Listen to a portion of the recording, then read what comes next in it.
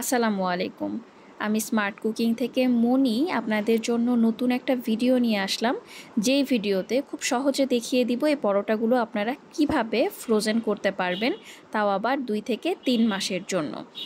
শুরুতেই বলে নেই, প্রথম পার্ট কিন্তু আপনারা অলরেডি দেখেছেন ক্লাসে কিভাবে এই সফট ডোটা করতে হবে।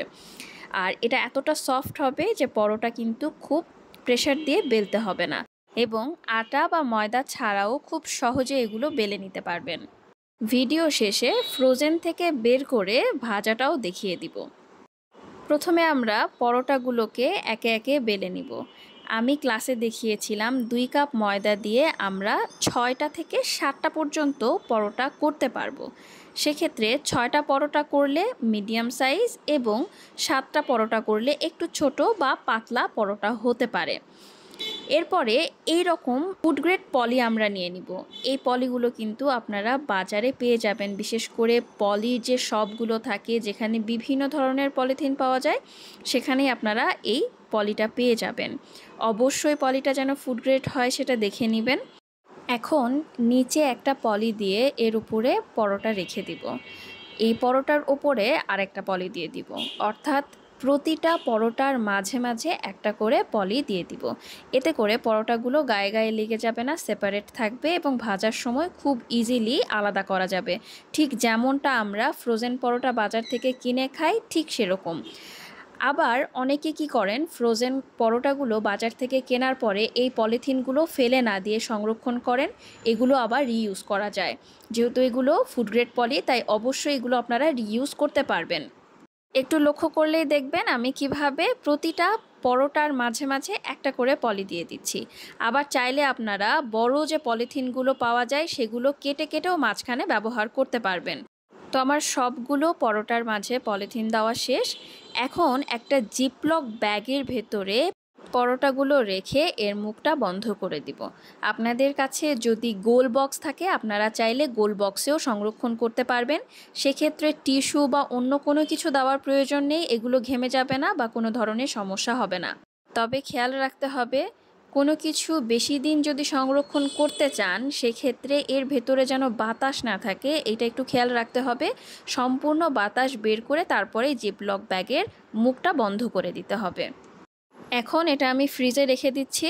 এটা যখন জমে যাবে, ঠান্ডা হয়ে যাবে, শক্ত অবস্থাতে পরোটা কিভাবে ভাজবেন সেটা আমি দেখিয়ে দিব।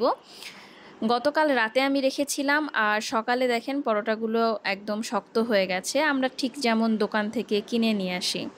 তো আমি এখন এটা আপনাদেরকে ভেজে দেখাচ্ছি।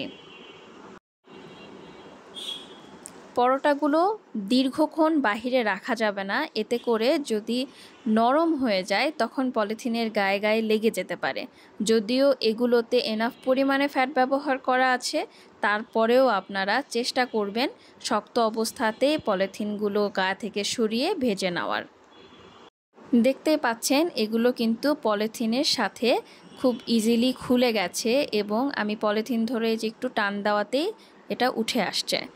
আচ্ছা, এবার আমি এইটা একটা গরম প্যানের মধ্যে দিয়ে দিব। অবশ্যই প্যানটাকে আগে ভালোভাবে গরম করে নিতে হবে।